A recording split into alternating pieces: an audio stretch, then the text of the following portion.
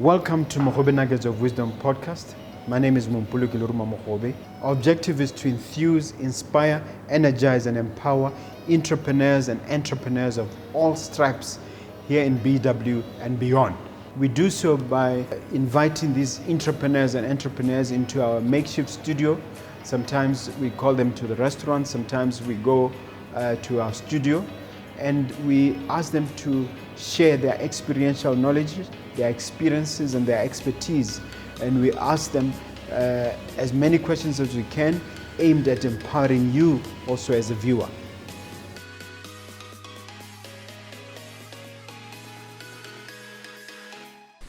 Hello and welcome to a brand new episode, spanking brand new episode of Mogobe Nuggets of Wisdom podcast. We bring you enlightenment, we bring you entrepreneurial knowledge, hopefully life-changing and impactful. And I have a guest who's going to talk to us about corporate governance. It's not his first time here, but before we introduce him, please do the needful. Strike that subscribe button and as well hit the notification bell. We really, really would appreciate your support. And without you, we are nothing. This podcast is nothing without you guys. So keep on watching and keep on supporting us. And let me welcome you to the studio, Mr. Dumisani Ntini. Thank you very much, Mogobe. It's a pleasure to be here. Yeah, Dumisani means what? It means praise. Oh, okay, yes. It's a good name because I recently spoke in Zambia before 30,850 people or thereabouts, and the guy who invited me there is Dumisani Mogobe. So it's a very important name. It's worthy of praise. Thank you so much. We appreciate it as Dumisanis. Yeah. Can you share a condensed CV of yourself, a short introduction, as it were? Thank you so much once again for this opportunity, and greetings to the viewers. My name is Dumisani, F for Funegile Ntini. So it's Dumisani Funegile Ntini, and I'm a corporate governance consultant who is the founder and chief executive officer of Global Governance Group.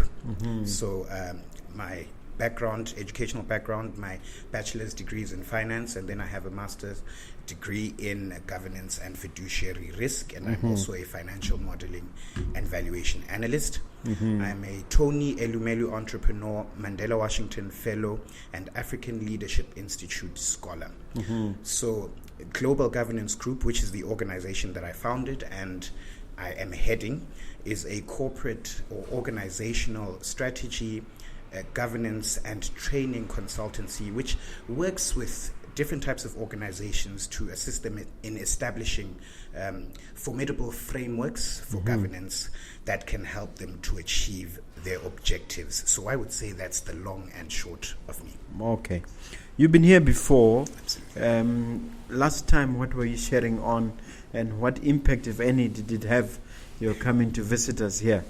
Yes, thank you so much. That was about 2 years ago. Yes, and at the time, much of the emphasis was on a show that I do, a podcast that I host called Big Budget Business.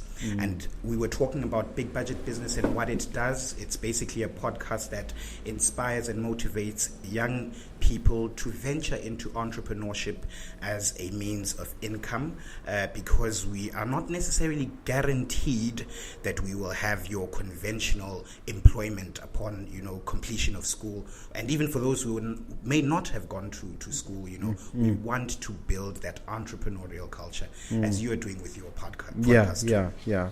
And what's happening with your podcast, and how many seasons have you had, etc.? Absolutely. We've got 2 seasons so far, and we've gone 55 episodes in. So right now we're in between a break. We'll be starting season 3 within the next few months.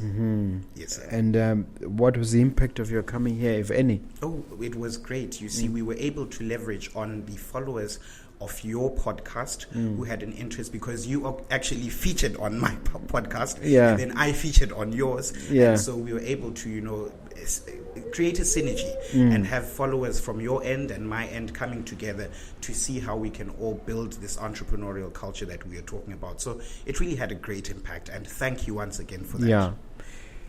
You're welcome. G, GGG. Yes, sir. Global Governance Group. Tell us how it came to being and what's the thinking behind it. All right. So, upon completion of my Bachelor of Finance degree, I got into mainstream employment, and I will not mention who my employers were. Nonetheless, what we can say is that I had a broad and extensive experience with respect to public sector organizations, private sector organizations, as well as non-profits. And in the positions that I served in these different organizations, which were fairly high-level positions, I interacted a lot with boards of directors and executives. And in my interactions with these individuals and these collective boards, I noticed that there were some discrepancies and inconsistencies. I'm sure we're all aware of the different types of news or scandals that we hear about, and basically these discrepancies that I identified caused me to realize that corporate governance is something that people should really take seriously and not very lightly. And so I thought to myself, wow, are there many organizations that are working towards building this better corporate governance culture in different types of organizations? And so I identified that niche and then furthered my studies in that regard and established Global Governance Group in 2019, which basically works towards filling in these identified gaps with respect to corporate governance. Okay.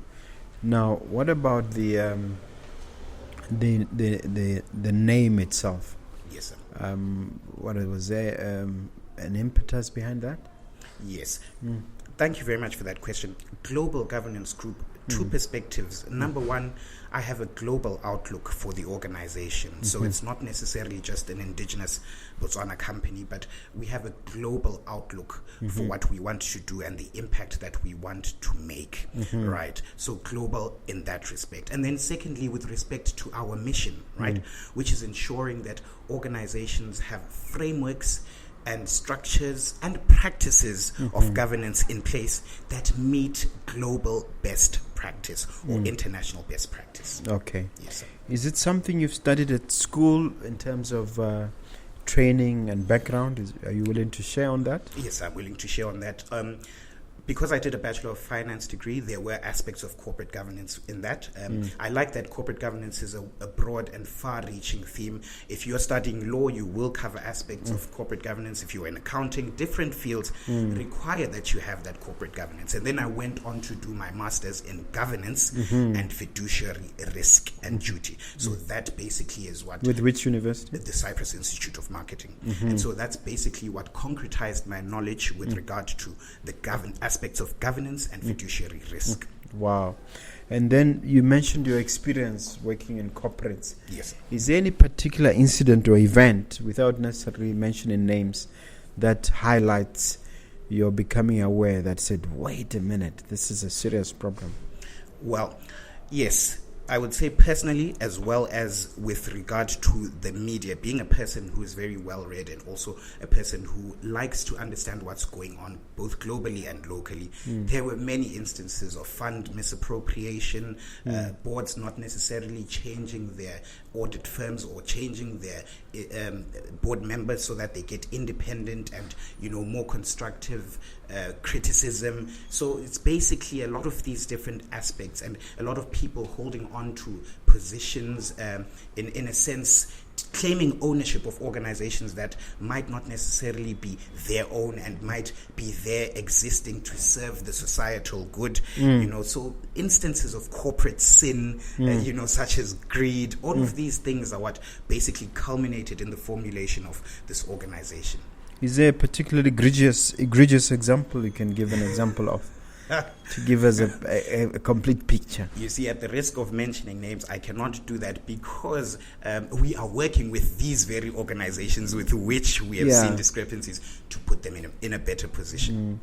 Is the problem of CEO pay still an issue for most boards? Because in America, it's something that is talked and written about a lot. Absolutely. This issue of executive remuneration is covered in the book, which we'll talk about as we proceed. So it's a very important issue that boards should consider. CEO and remuneration of executives in general. Boards have to sit down and think things through with respect to the actual value that the individual is bringing. So a lot of people will see perhaps high salaries for CEOs and think, no, that's just a ridiculous amount of money. But in many cases, some of these CEO pays are very much justified. If you look at the value that these people are bringing to the organization, its growth, as well as the other organizational actors down within the organizational structure, and the value that they are getting as individuals. So as boards, they have to sit down and think this through as to what is the value of this individual. Is it worth this pay that we are giving them? Are they bringing something innovative and new, something ingenious that will take the organization further or broaden its scope? So there are a lot of different aspects that you have to sit down as a board and consider. Yes, you've penned this book, and thank you so much for signing my copy this morning. Most welcome. It's called The Corporate Governance Companion. Yes, sir. Complexities, Simplified. Yes. What triggered the book, or what was the thinking behind the book? All right. Within our Southern African context, sir, there aren't many books that aim to simplify this overall aspect of corporate governance. So what I did with the Corporate Governance Companion was to try and simplify this complex issue as much as possible, such that it's palatable and the man on the street can understand it. So this was basically more of a culmination or the result of articles that I've been writing, and I've penned over 70 articles in different publications. For example, the CEO Africa magazine, the Business Weekly and Review, and here in Botswana, the Chronicle newspaper in Zimbabwe. And I've penned different issues with respect to this broad realm of corporate governance, and so penned a lot of articles. And so what I've done in the book, because articles are restrictive in that the publication will tell you you have a limit of this number of words, so I've expanded on these articles and also tried to make it as structured as possible with respect to someone who would just want to understand what corporate governance is and how it might affect them, because it's not only something that affects the boards and executives or actors in an organization. There are broader contexts which we will get into as we proceed. And insofar as the book is concerned, what did it take? How long did it take to pen it, and how was the actual creative process? Absolutely. I would say it took me an average of a year to have it penned down, because I wanted it to be as well researched as possible, such that people can get as much information as possible within this one publication or this one book. So that's it took me about a year to have it penned down, and it did help to have articles that I had already researched on, which I could then build upon. And so I used those articles as the building blocks for a more comprehensive book. Okay. Why the title Corporate Governance Companion Book? Yes, thank you so much. Well, I'm not sure about young people who are in secondary school today, both primary and secondary school today. There used to be a book called The Student's Companion. So I remember it, yeah. Exactly. So The Student's Companion was basically your pocketbook, your guidebook, or your go-to. It was your companion, your friend, when you wanted to understand a lot of different aspects about, different subjects, and especially the English language. If you wanted to understand, grammar, syntax, whatever, you could go to the Student's Companion. I love that book, yeah. Absolutely. You could go to the Student's Companion and refer to it and get your answers there. So that's what the Corporate Governance Companion is. It's essentially your companion for corporate governance. If you have questions with regard to boards, with regard to data governance, with regard to issues such as artificial intelligence and how it might impact corporate governance, and of course your board charters, policy documents like terms of reference, the Corporate Governance Companion is your go-to guidebook for that. How does Advocate or Judge King feature in all of this?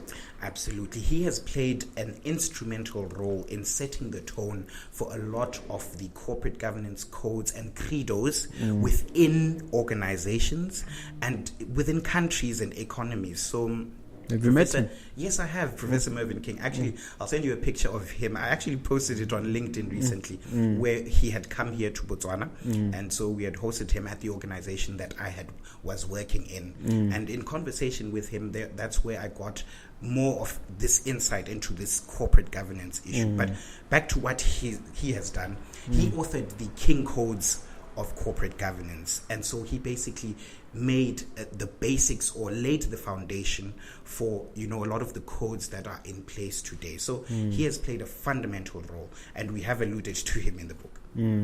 And it's levels, isn't it? There's Absolutely. King 1, King 2. Where are we now? King 4. Now, with King 1 and 2, it was basically, based on South Africa moving out of the apartheid system, and then, coming in with new corporate codes that would be more inclusive and, have a future outlook. And then with respect to King 3 and 4, we start talking about issues such as integrated reporting, shifting towards your ordinary annual report, which is really about seeing, have we made a profit or loss, and incorporating different aspects internal to the organization and external to the organization.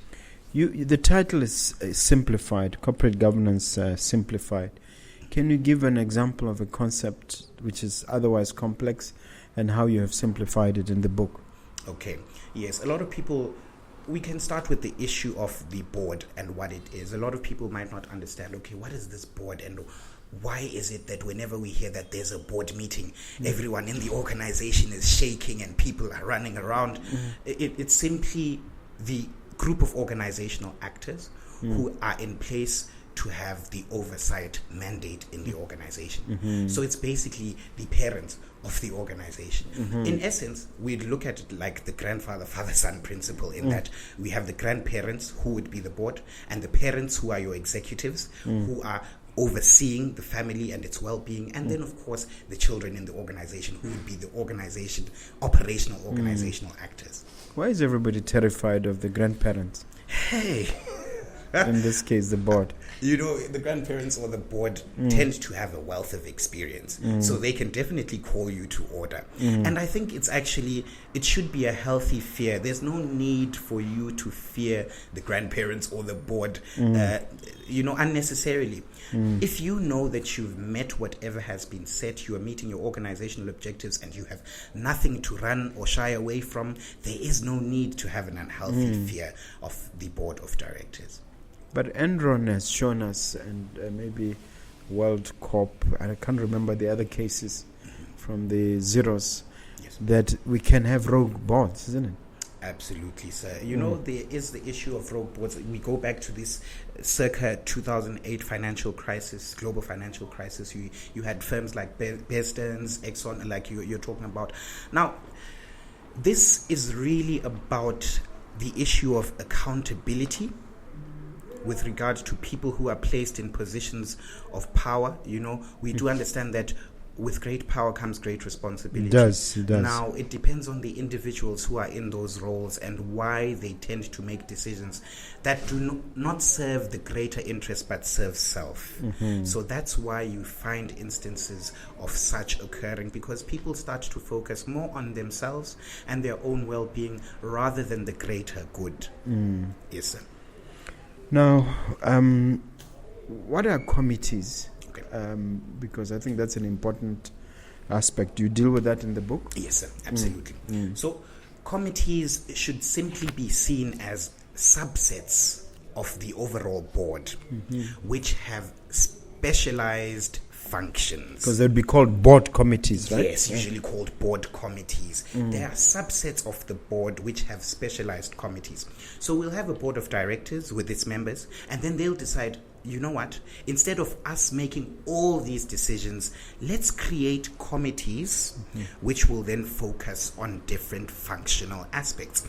So your board will create a committee, for instance, that relates to finance and procurement, which will then have oversight over the organization's finance and procurement aspects. Your audit committee might deal specifically with the internal financial well-being of the organization and how audits are conducted and carried out, right? And then you might have a research and development committee, which will oversee aspects within the organization with regard to how we are researching and developing the organization. So these specialized subsets will have their own research components, and then they'll overall report to the parent or the main board.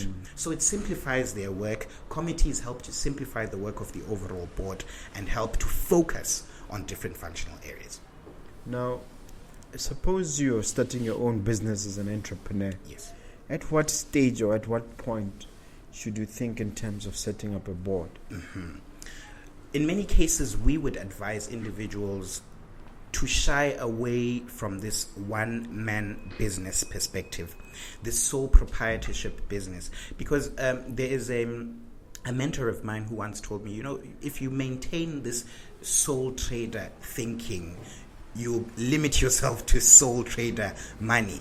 You see, so at that very inception stage, it's important to have independent insights. So even before I have my business in place, I can actually have 4 or 5 of my friends who serve in different capacities that I feel are instrumental to my business. So I could choose my lawyer friend, my accountant friend, my engineer friend, quantity surveyor friend, depending on what type of business I want to get into, and have that as more of a mastermind group. So my board of directors doesn't necessarily have to be set in stone, but it's important to have that independent oversight board, people who I can use as a springboard or people that I can throw my ideas to. Because, working in silos or independently, there are risks to this. In as much as I know everything about my business, it doesn't hurt to have an external opinion, because I don't know how far that could stretch me. Now, in terms of the guidelines, if an organization wants to hire a CEO, obviously everything rises and falls on leadership. How does the process, what's the ideal process for hiring a CEO or getting a CEO? Does the board do it? Does the subcommittee do it? Or is it a matter that should be seconded to another external company, for instance? Right.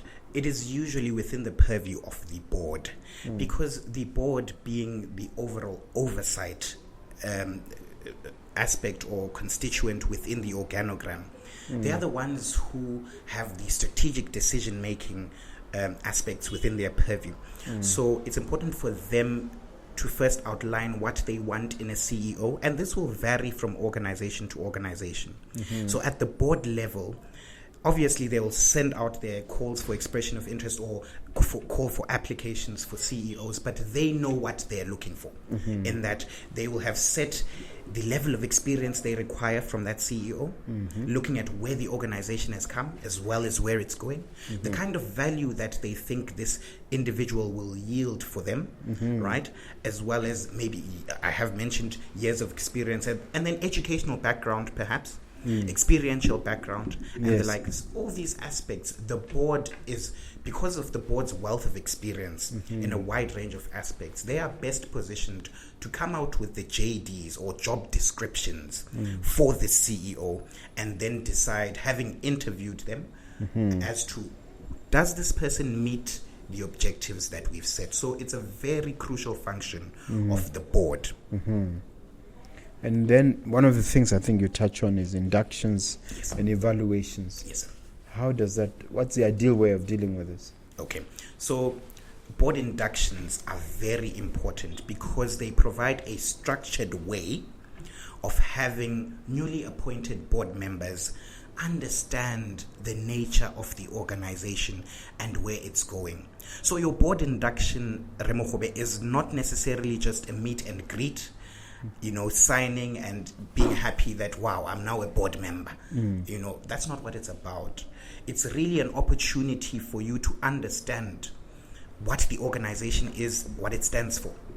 Also to understand your particular role as an individual who will be serving on that board. The induction gives you a chance to ask yourself if you are really committed to serve in that position. Do you understand what is required of you? Do you think you will apply yourself and your mind when you are now serving on that board? So inductions are important in that regard. Not just for you to say, I'm meeting this board, I'll be serving on this board, so that's good for my CV as an individual. Not necessarily that. Quite often you find people are in boards where hardly ever any meetings are called. And you wonder what the purpose is sometimes. Generally, within board charters, they may stipulate that a board meeting should be held within once every quarter of the financial year. Yes. So you know that we'll have at least 4 board meetings.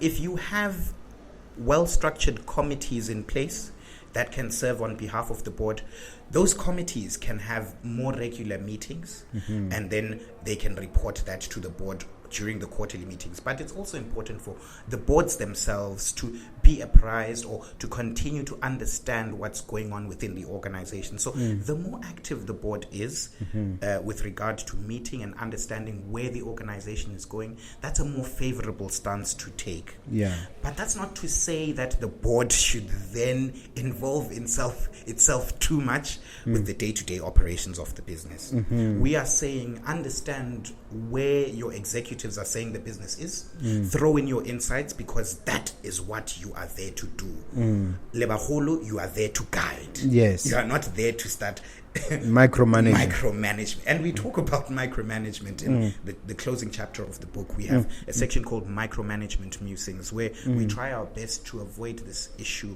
of micromanagement from the board level, as well as micromanagement from the executive level, because there are some executives who may delegate but then want to do the thing again. What then is the purpose?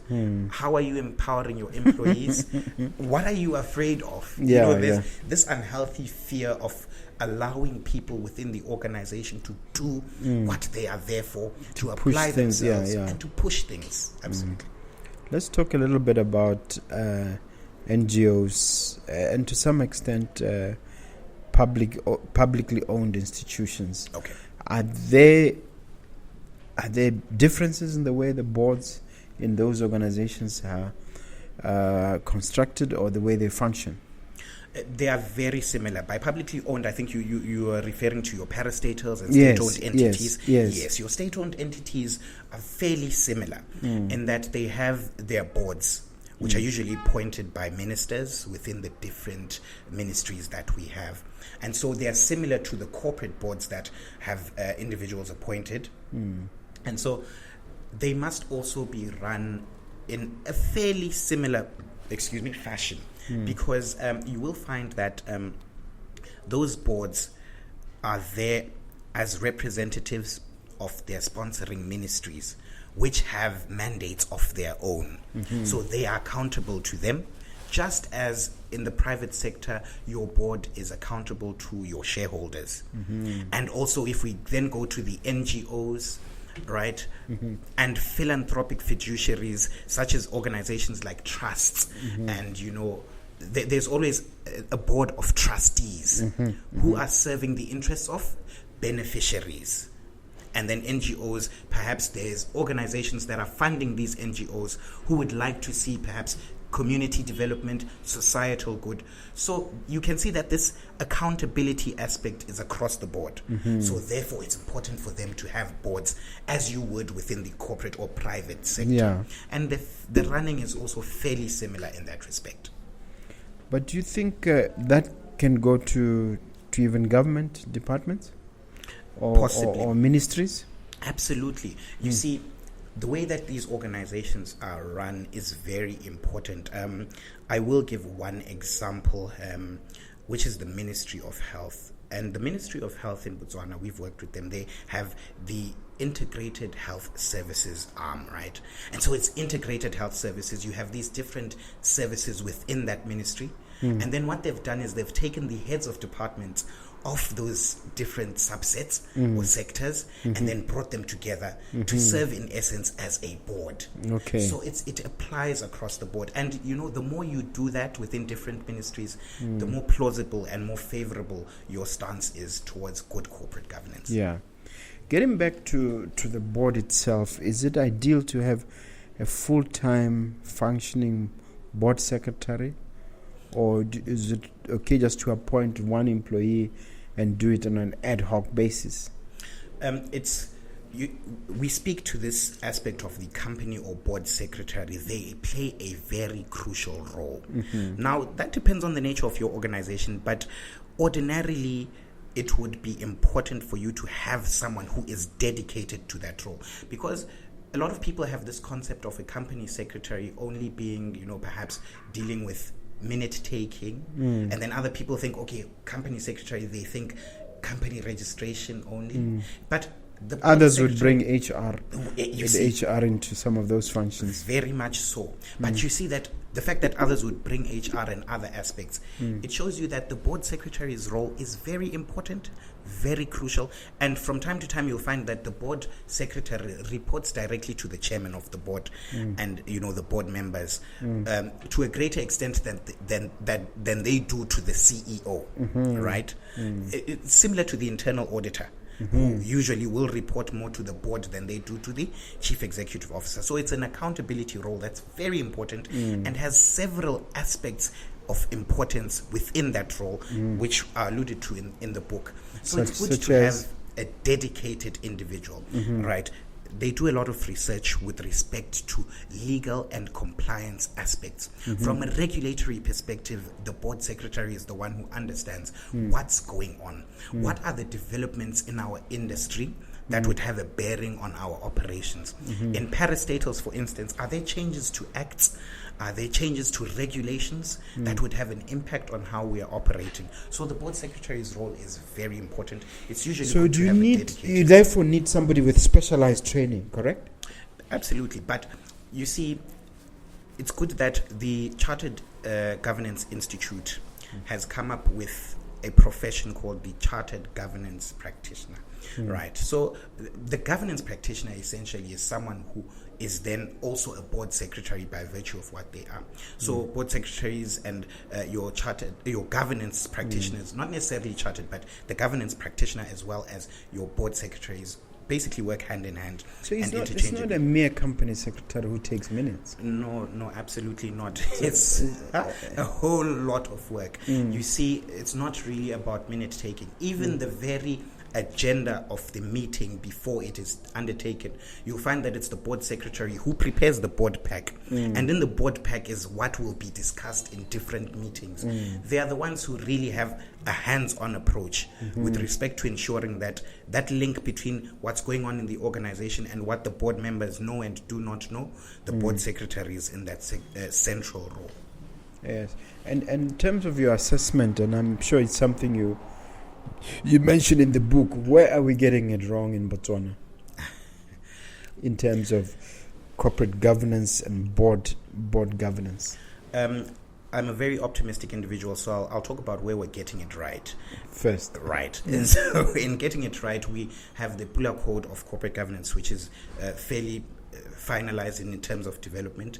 And so we have now seen how we have contextualized. We've looked at our lessons and learned our lessons and contextualized your King Corporate Governance Code, incorporated different aspects such as international standards, the ISO 37000, which is governance of organizations. We've incorporated a lot of that and seen how we can contextualize this overall corporate governance aspect to our economy. And you see, a lot of the time I did allude to the very reason I created this organization, sir.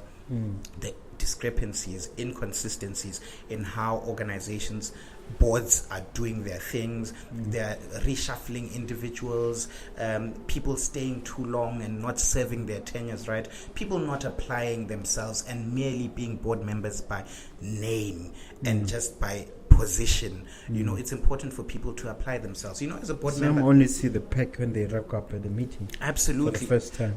So, and this may have been shared more than a week prior to the meeting, but you find people coming to there just for physical presence. It's not, that's not right, and you find that people are not necessarily applying themselves. I would like to think mainly our issue has been board members applying themselves into their positions. This goes back to that issue of inductions. Sometimes we'll blame these board members and say they are not applying themselves, but perhaps we did not communicate during our board induction the importance and gravity of what they'll be doing in that role, such that they think, no, I'm a board member, I'm here. And what are we signing and what are we doing? But we need to communicate the gravity of these roles within the board inductions, and we work with organizations to undertake the inductions and evaluations. Okay, so in terms of an ideal organization that ticks all the boxes, is there one that you look at in Botswana? Perhaps it's dangerous to mention names, that you say, look, this is really run correctly, or this category of businesses is run correctly, because we have different big companies in the mining, we have banking, we have manufacturing. In generally, which group of organizations do you think things are going right? Unfortunately, I can't name an organization that ticks all the boxes. I think it's the same as in finding a partner. No one will tick all the boxes. Yeah. But there are a lot of organizations that have been seen to be doing well, especially now with this aspect of ESG, environmental, social, and governance aspects. We have organizations that are going a long way in terms of incorporating corporate social responsibility into their, credos, in terms of seeing to it that their operations are not detrimental to the environment from a climate change perspective, in terms of ensuring that the communities that they are working in are also empowered. The individuals within those communities are bettered by the presence of these organizations. And I'll leave it to you to research those organizations, but there are a lot of organizations that are going a long way from the ESG perspective and making plausible strides. Yes, sir. There's a government impetus to focus on citizen economic empowerment, and we have had the research agenda. Ministry of Entrepreneurship is now in existence. To what extent do boards have to inculcate this in their systems and focus on citizen economic empowerment? It's very important for a country to understand, for people to understand that the citizens of its country are its backbone, obviously, and that they must be empowered if the country as a collective is to be seen as progressive. So it's very good that there are initiatives that are meant to empower citizens, especially from the entrepreneurial perspective.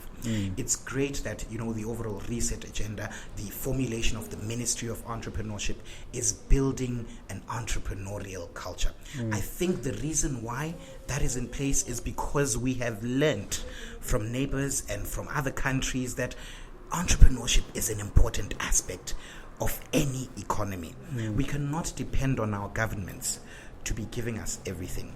However, if we can change the perspective of individuals and ensure that they are trying to be entrepreneurs and create value in the economy and the system, we can go a long way in improving our economic stance as a country. So I think that's a very commendable initiative, and it's great that all of these aspects are meant towards building us as entrepreneurs, not necessarily as conventional employees of organizations. But are boards beginning to adopt that?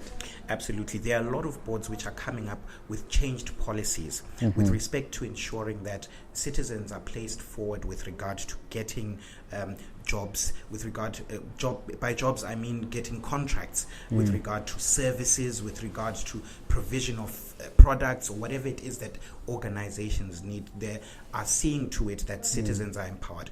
And I think a very important aspect to note is that a lot of boards are undertaking the right research in that regard. And they are not necessarily giving people tenders or contracts only on the basis of them being citizens, because there are a lot of citizen companies that are doing great things. There are a lot of Botswana companies, they are doing great work and can compete at an international level. If you look at the construction sector, I know of a lot of construction industry and built environment professionals who run their consultancies and are actually undertaking projects in Namibia, in Kenya, Rwanda, outside of here, and even as far as Qatar. People who are here, based in Botswana, but are working at that international level. So I like the fact that boards are undertaking research to see who is worthy. Because you're not just going to get it. This tender. No, but they are seeing, and this is causing now a greater competitiveness in our economy, sir. Because now people are saying to it that, you know what, we really need to get these things by merit, not just by virtue of being a citizen. Yes.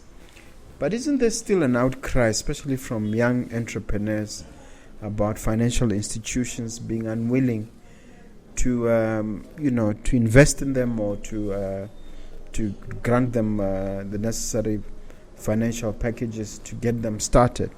So to what extent is there need to also educate boards of financial institutions and get them to understand the importance of getting out of their way in their own interest, getting out of their way to bolster and to boost citizen economic, citizens from an economic perspective? True. Being in the private sector, that's an issue that, a lot of us debate, and we are very passionate about this issue of empowerment. The government has really tried and done its part. We've got initiatives such as YDF, we've got grants, we've got CEDA, which is empowering individuals. Excuse me. However, when it comes to the private sector and financial institutions, it's important for us to understand that they also have their own risk measures. They also have their own aspects that they look into with regard to giving me funding for Global Governance Group. Prior to that, they have to undertake their due diligence. They have to ensure that I'm within their scope too. So I can't necessarily blame the financial institutions and the boards thereof for not believing in people and going out of their way. They have their own risk and risk measures, mitigants, and whatever they have in place. But as you do allude to, the fact that this is a new development and slowly people are becoming empowered from an economic perspective, it is important for them to try and see that they have hand-holding measures and hand-holding initiatives that can help their individuals to grow. Some banks actually have these hand-holding initiatives in which they can say, we will finance you, but instead of just financing you, we will ensure that there is someone within our organization who will assist you with regard to your accounting, your financial record keeping, and aspects that are secondary but important nonetheless to the running of your business, such that they are able to recoup or reattain the money that they had borrowed to you. So there are institutions who are going out of their way, and I think the more that people share their stories with regard to any hand-holding that they have had, the more that this culture will grow. No, that's interesting. What is your understanding of the term integrated reporting? So integrated reporting is really the emphasis of, the King 4 Code. And integrated reporting is really based on this premise that the success of the organization, right, is a result of the integrated actions and interrelations of the different aspects within the organization. So integrated reporting is now shying away from your ordinary annual report, which is basically a profit and loss statement. Have we made money? That's the bottom line. And now we are shifting with this integrated reporting aspect to a triple bottom line perspective. By triple bottom line, we are not talking profit anymore, but now we're thinking people, planet, and profit, which is tied to that ESG. In that order. Yeah, exactly. People, planet, and profit. So now you have to report in your organization, how are you treating your people? Let's talk about your governance issues, your board members and their remuneration. Is it equitable? Is it fair? Is there justice in that regard? Is it market-related? Market-related, competitive too, And then we're talking about the planet. If you're in perhaps your manufacturing sector, what are your implications? Tell us about your CO2 emissions, because stakeholders are now, for lack of a better term, woke. Because, with the knowledge and the breadth of, the vast amount of knowledge and information that the internet and other aspects have availed, people are now more aware of, okay, this company, how is it affecting the planet? How is it affecting people? And then at the end of the day, are they making a profit? That's interesting. So the report has to cover all the aspects. Yes, it has to try as much as possible to speak to so many different aspects. If there are transactions perhaps with other parties or other subsidiaries and other, please include them there also, such that people have a wholesome understanding of your organization. Okay. Now, philanthropic fiduciaries. Yes. That's a fancy term to mean what? NGOs? Well, a fiduciary is basically anyone who is entrusted with the responsibility for another. Yeah. So, in simple terms, we're talking things like your NGOs, yes, because they have a responsibility to carry out the mandate of maybe their sponsoring organizations. Trusts have to work towards ensuring that their beneficiaries are taken care of, right? So if you have perhaps a disability resources trust, are they working towards the betterment of that constituent of beneficiaries? So your churches too, in society, you see, we need to understand that churches also need to have these proper and robust governance frameworks too, because we've had instances of misuse of funds and people not working towards the betterment and furtherance of the word of our Lord and Savior. So a lot of the time these philanthropic fiduciaries, they're firms or organizations basically which serve a greater good or serve a particular interest of others. And we are saying, as we speak to this in the book, that there should be formidable governance frameworks for these two. Formidable ones, such that people can look at this trust or this NGO or this church and really state that, no, we can see that these people are working towards the good of those that they serve. Yeah, that is an interesting point, because there's been a proliferation, hasn't there, of churches all over the place. Is it something that has to come from the government in terms of introducing these laws or these provisions, or ideally we shouldn't interfere with that area? I mean, I've heard people say, "Touch not my anointed." Exactly. Meaning, don't interfere at all in church affairs. True.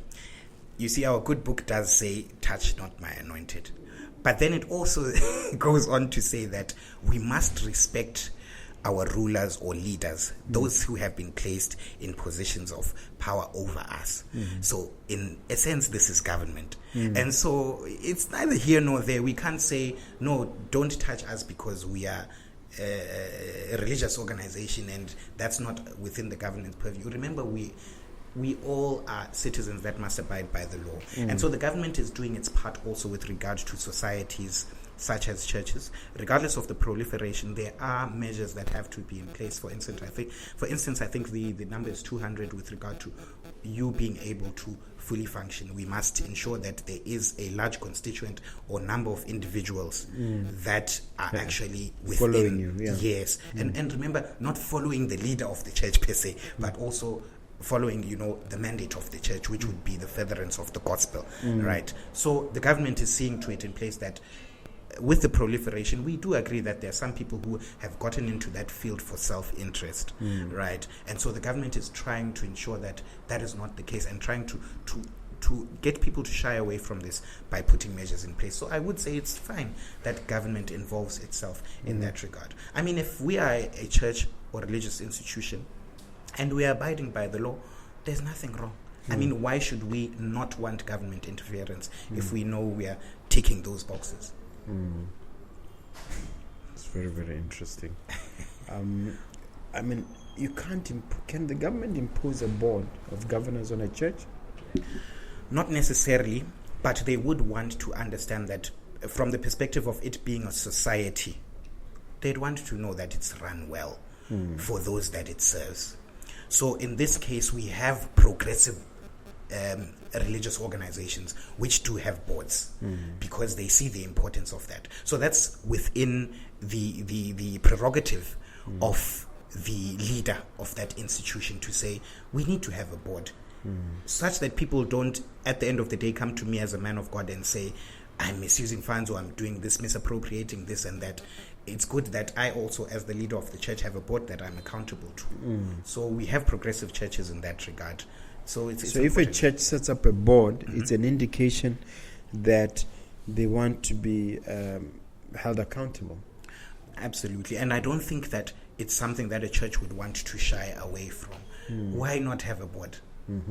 Why not? Because, I mean, it's good that you are able to report at the church's annual general meeting that so our contributions have been this much. We were able to assist this school. We were able to assist this organization. We were able to do this with the funds that have come into the church. If it's building a better auditorium such that we can better serve a larger number of people to preach the gospel to, then let us know that as members of the church. It's important. One of the things the book talks about is data governance and technological advancements. We've recently AI is all over the place. On top of that, even on social media, there's a new one now called Threads, which my son just made me join about a week ago. So things are constantly changing. Yes. What is the main thrust of your point? What do you say about that in the book? In the book, when we talk basically about data governance, that's a theme on its own. Data governance is really about understanding the inherent and manifest value of data. We know that a lot of the decisions that are made in businesses are data driven. We undertake a lot of research. We gather data about our target markets, our customers, and so that's very valuable information. And in a sense, it needs to be governed.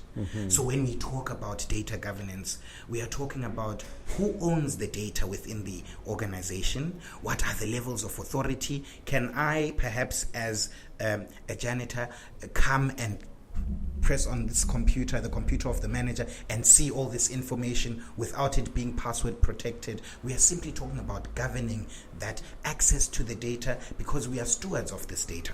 So we need to ensure that it's well protected, well maintained. We know who owns the data and who has access to this data. Also, data governance speaks to the aspect of the sources of the data that we have. We know that the internet has a plethora, a lot of data available, but how reliable is that Even data? AI will give you wrong information. Very, very much so. So how much are we dependent on our sources of data? Are they trustworthy sources? So when we talk about data governance, we allude to that in the book, and it speaks to some of these different aspects. Now, as to the aspect of technological advancement, such as AI, the Internet of Things, the Fourth Industrial Revolution, we are basically saying it's exciting to see how organizations have incorporated it in terms of their decision-making processes using AI because AI has deep learning capacities. So it can give boards valuable information that they can use for their strategy, formulation, and implementation, right? But to what extent? Also, how much are we relying on it? And then this begs the question, will it render boards unnecessary?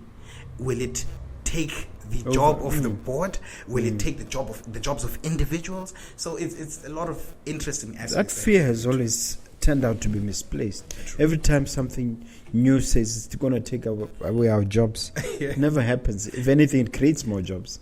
So these issues are neither here nor there. Even the .com boom, we are afraid that these websites, internet, technological, it's really not necessarily a resistance to change, but what can I say it is? It's just fear of the unknown. And our societies are driven very much by fear. It's I know that there was tremendous fear around 5G. And to be honest, somebody like myself is not 100% comfortable about 5G because talk of animals and birds dropping off the sky, talk of people falling sick and cancer being everywhere. Those things still are, I don't know whether this is something that you corporate governance experts and professionals ever address or deal with. corporate governance is a broad theme. It's widespread, overarching. So there will be implications as we speak to this aspect of technology. As to birds falling out of the sky, we know that there are some 5G activated areas even here in Africa, but I haven't really had a lot of reports with regard to the birds. I will see perhaps a bird lying down, but who's to say it's 5G? Yeah. So a lot of these things are fears, and people, you find that a lot of media houses, influencers, podcasters like us will create what we call content using that conspiracy theories. But what we are saying is that it'll be exciting to see. Yeah. Yes. Yeah. Now, how are you marketing the book, and what do you want the viewers to? Where do you want them to find it? Okay, so the book is available on our website, which is www.governancegroup.org. So if you go to our website, you can complete the form. We'll have the book delivered to you. The book is also listed at Botswana Book Center.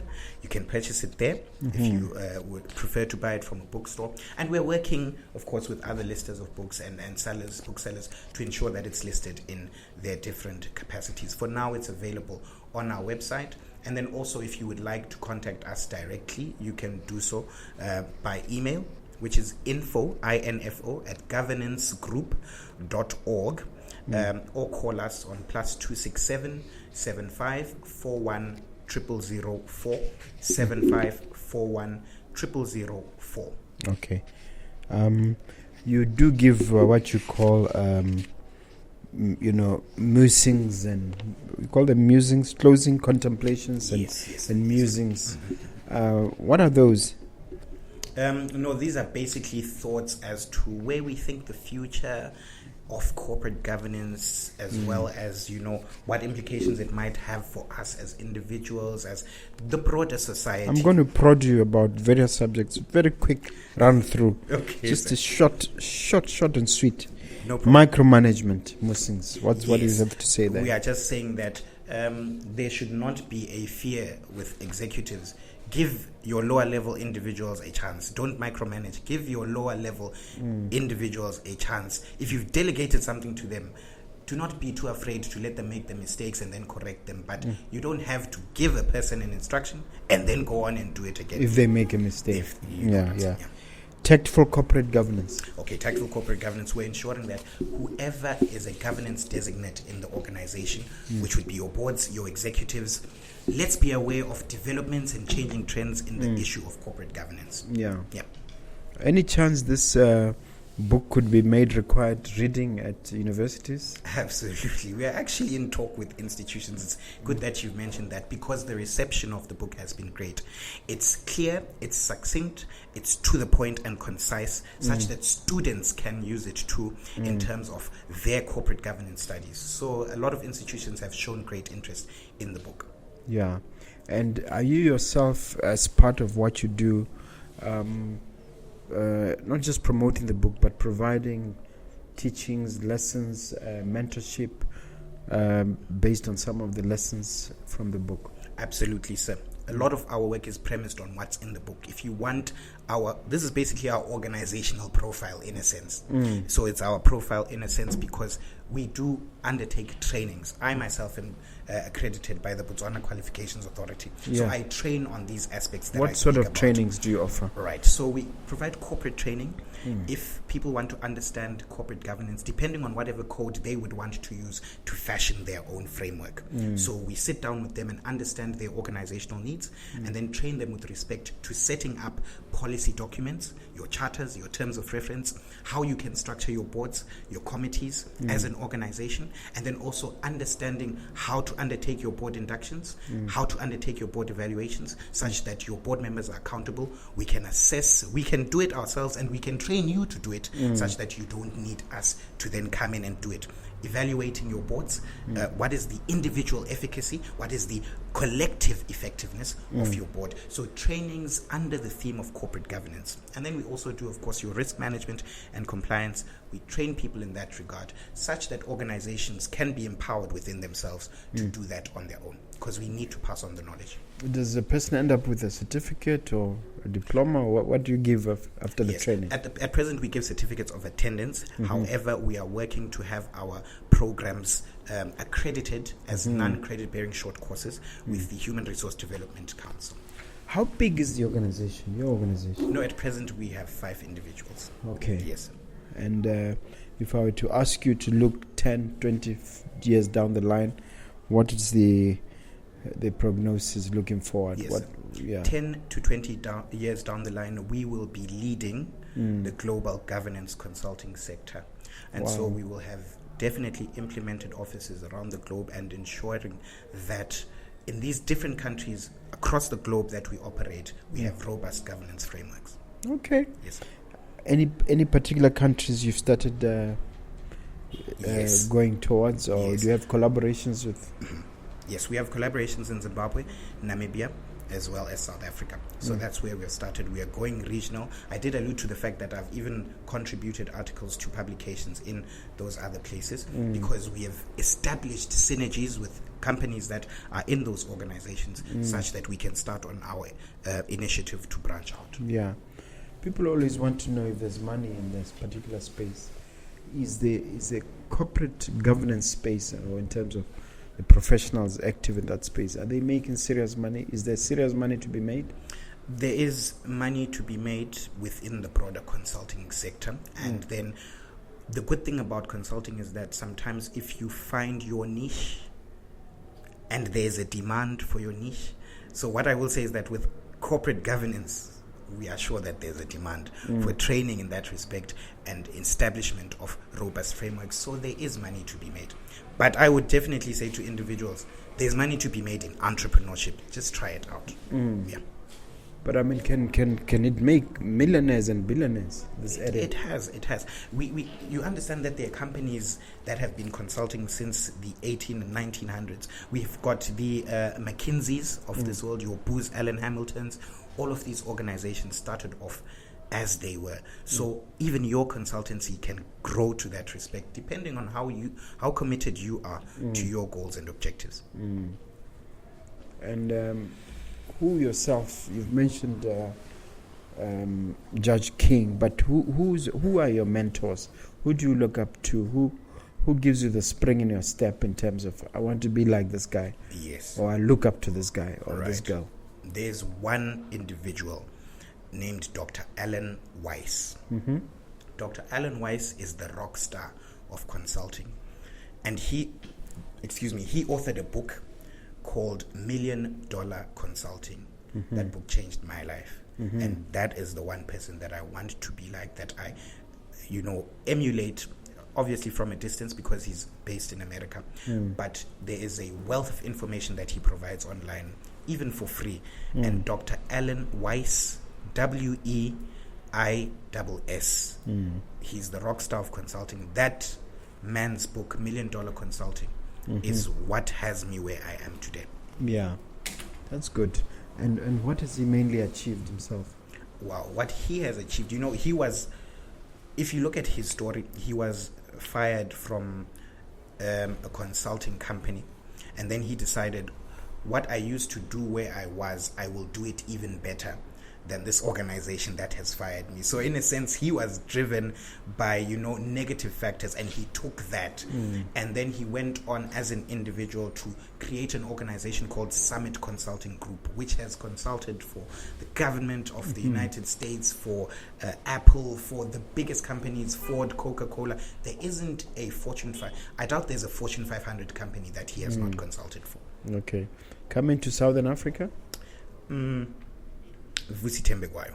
He's certainly a man of note who believed in himself. I do follow him. Absolutely. And he believes in himself. And when he speaks, that man owns his story. There's no one more compelling. And, he leaves you starstruck because of his belief in himself and the person that he is. Definitely Vusi Tembekwayo. Yeah. Great. All right. Having said all that, now it's time for you to ask me a question. Right. You were recently in Zambia, sir. Yes. What have you brought for us as young entrepreneurs? How are we going to work? Are there any lessons? What did you see there that we can apply here in Botswana and learn? I was there only for a week, and I spoke to 30,850 people or so in one setting. And then I also had a chance to go to Ndola, where I spoke to about 2.5 staggering numbers. People. And I noticed that there was hunger for entrepreneurship. I noticed that there was a degree of shamelessness about wanting to learn, which I wish I would want to see here. So in that connection, I've had a discussion with Mr. Mogobe, Dumisani Mogobe, who I've had as a guest. If somebody wants to check him out, here there's a YouTube interview on the Nuggets with him, and we now want to broaden this idea of Africa Must Think, because there's a recognition that there's no reason why in Africa, a continent with so many riches, so much wealth, there should be poverty, so much poverty. Why should a country or a continent so rich be so poor is what we're asking ourselves. So when I met my colleagues from Zimbabwe and my colleagues from speakers from Kenya and such places, and somebody, two of them came from as far as the UK, I just had it within me that the time has come for us to think more globally, to start ignoring these borders a little bit, to start traveling a bit more.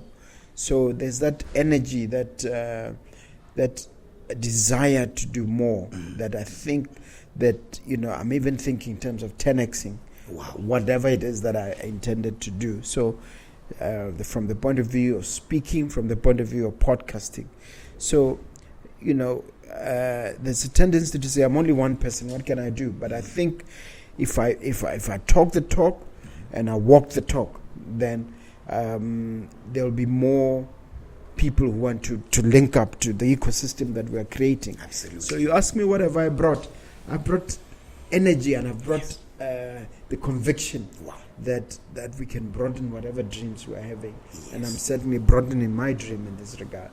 Wonderful, sir. And you're thinking of bringing Africa Must Think to Botswana? Yes. So in that regard, let me state my personal commitment. I must either be master of ceremony or moderate at least one panel for that Africa Must Think conference, because it's going to be huge, I'm sure. Consider it done. Absolutely. Consider it done. Thank we you just so have much, to sir. work on the logistics. I've already spoken to a couple of youngsters. We just need to implement. In fact, the next guest who's coming, Mpo, he also has a podcast. I'm roping him in to be part of it. So I'm glad to hear that. Thank you so much, sir. All right. Now, do you have final words of motivation that you want to share with the viewers as we conclude? That's a tough one. Motivation. Once again, greetings to you all. Dumisani Ntini here. I think I can only speak to my personal learnings with regard to this entrepreneurship journey, and that's that as young people, we should stop speeding or going nowhere fast. Let's try and slow things down, take it easy. I've been told that there's a lot of time for those who shape events in the world. This is not to say that we should be lazy and rest on our laurels, but let's take it in and be mindful of the different stages, learnings, challenges that we face as entrepreneurs. Let's take it easy, guys. Let's take it slow, one day at a time, and our time will come as long as we persist and continue. Thank you so much. As long as we're consistent. Yeah. All right. Absolutely. I think you already gave your contacts. We wouldn't have to have another. Yeah. I mean contacts. Yeah. Okay. Yeah. Just let them know where to reach you. I think contacts. You can contact us as Global Governance Group by emailing info @governancegroup.org. That's info@governancegroup.org. You can call us on +267 7541 0004 7541 0004. You can follow me on LinkedIn. You can connect on LinkedIn. I am Dumisani F. Ntini, and follow Global Governance Group That is Global Governance Group. You can follow us on LinkedIn as Global Governance Group. And then on Instagram, I am BIGG Budget. BIGG Budget, that's big budget. So that's where you can follow us. And be sure to get yourself a copy of the Corporate Governance Companion. Wonderful. Thank you very much. You've done a good job. Thank you so much. Thank you so much. Thank you.